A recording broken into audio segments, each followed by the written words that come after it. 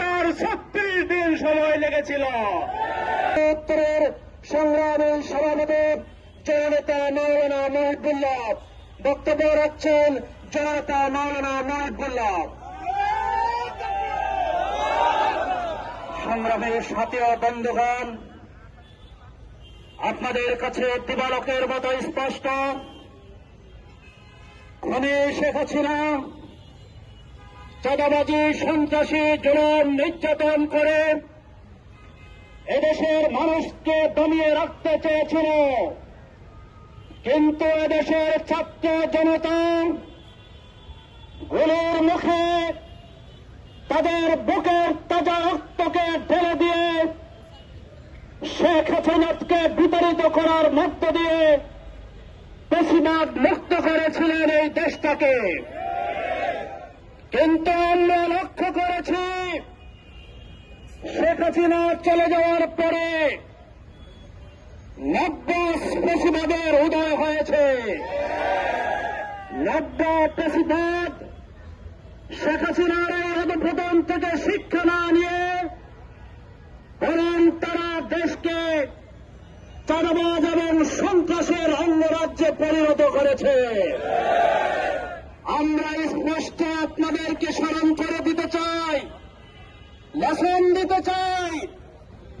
আপনাদের যারা চাঁদাবাজে লিপ্ত এই লোকগুলোকে শুধুমাত্র আপনাদের পিছনে না হাঁটিয়ে এদেরকে কর্মসংস্থানের ব্যবস্থা করে দেন।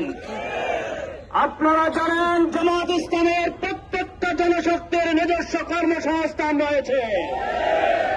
প্রত্যেকটা জনশক্তি কর্মসংস্থানের পাশাপাশি এ জমিন আল্লাহর দিন কায়েমের জন্য তারা চেষ্টা করে যাচ্ছে। রাজনীতির প্রয়োজন হলে কর্মসংস্থানের পাশাপাশি রাজনীতি করছে, কিন্তু আপনার লোকগুলোকে শুধুমাত্র রাজনীতির পথে ছেড়ে দিয়ে তাদেরকে সন্ত্রাসী এবং চাঁদাবাজের দিকে ঠেলে দিচ্ছেন। অতএব জনশক্তিকে দোষ দিয়ে লাভ নেই। জামাত থেকে শিক্ষা গ্রহণ করে কর্মসূচি পরিবর্তন করেন। জনগণকে জামাত ইসলামী একটি চাঁদাবাজ সন্ত্রাস মুক্ত দেশ উপহার দিতে চায়। তার 36 দিন সময় লেগেছিল, কিন্তু আজকে যারা সন্ত্রাস করছেন, চাঁদাবাজ করছেন, হত্যা খুন করছেন, তাদেরকে বলতে চাই আপনাদের বাংলাদেশ থেকে দূর করতে এই ছাত্র জনতার 36 ঘন্টাও লাগবে না। সাবধান হয়ে যান। আমরা এই সমাবেশ থেকে এই আহ্বান জানিয়ে আমার কথা শেষ করছি। আসসালামু আলাইকুম।